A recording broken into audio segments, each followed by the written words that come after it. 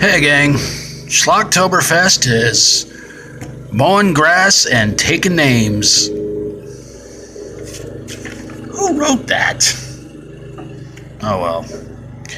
With a review of Sometimes They Come Back Again. This has nothing to do with the first one. Well, it has something to do with the first one in some ways. A psychologist named John and his daughter, Michelle, returned to his hometown for the funeral of his mom. And John discovers that some greasy thugs from his youth, you know, the kind of guys who have their hair slicked back, wear leather jackets, the whole 9 yards, have come back from the dead to cause more trouble in his hometown. So John has to try to figure out what's going on, plus keep his daughter safe from the head of the evil thugs named Tony. Of course. Well, Tony's going around with his gang, pulling off all kinds of deaths, and it seems like they kill people with, well, whatever they're associated with. Got one girl who's associated with tarot cards, death by tarot cards. Got the guy named Steve who works the church as a keeps cutting the grass, death by riding a lawnmower, all kinds of ridiculous, idiotic stuff in this movie. I think there was even death by escalator in this movie, which was really, really stupid. Anyway, by the end of it, John is able to perform some sort of a ritual that was given to him by a priest to banish Tony and his friends back into hell. And before the movie ends, John has a session with a patient, and for a brief second, Tony appears, but then the patient goes back to being himself, and John just kind of looks a little freaked out. And in a post-credit scene, Tony pops up one more time to say that he's back, and then the movie finally, mercifully ends. Of course, as you can see right there, the movie stars Michael Gross, Hilary Swank, and Alexis Arquette, which I thought Alexis was a female, but apparently Alexis plays Tony. Figure that one out if you can. Might have been pre-trans something or other. So, why did this movie suck? It was a low-budget, horrible sequel to the really good Sometimes They Come Back movie, which of course the first one was a TV movie. This was a direct-to-video at the time sequel.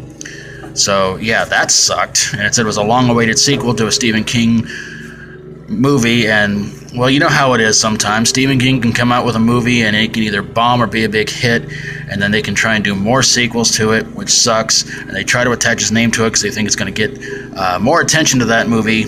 9 times out of 10 it doesn't, because just like Clive Barker with the Hellraiser movies later on, he has nothing to do with those movies. They just do them because why not? It can make him a quick buck. Now you may be sitting there wondering, you know, why on earth is there a lawnmower going on in the background? Well, that's easy, because I want to tell you all about the biggest reason why this movie sucked, because Tony had a lot of lame one-liners in this movie, but this is the one that tops them all. You see, Tony goes to see Steve, the guy who takes care of the church lawn, on his riding lawnmower. And Steve has a riding lawnmower that he calls Speed Racer. Well, Steve finds a shoe in the lawnmower blades in the front part of it, and suddenly it looks like the roots of the grass pull him into the ground.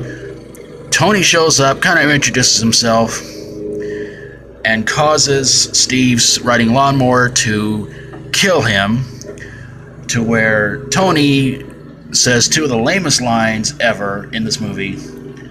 The first one being, "Looks to me like a bad hair day," because of course the front part he killed Steve and cut his head up. And then he goes over, grabs Steve's cut off hand and asks him, "Mind giving me a hand?"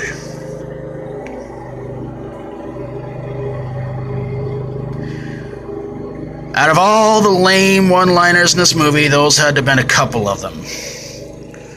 The gore is terribly bad. Everything about this movie is terribly bad. And I sit there and think to myself, Bert was in this movie? Of course, I didn't really, didn't think too much of it at the time, but still, I'm like, Bert was in this movie.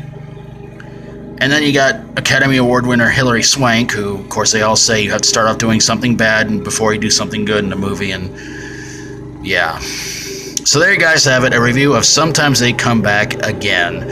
And I hope you'll keep tuning in all this week on through till Halloween, where I will review and reveal my worst for last movie for this year. Or for this Schlocktoberfest. Thank you so very much for watching, and if you like my videos, feel free to subscribe, and until tomorrow, as always, stay strong and rock on.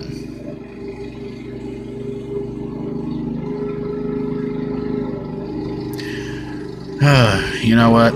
I better bag up all that grass out there, because we've got people who might want to come along and want it for, well, you know what reasons.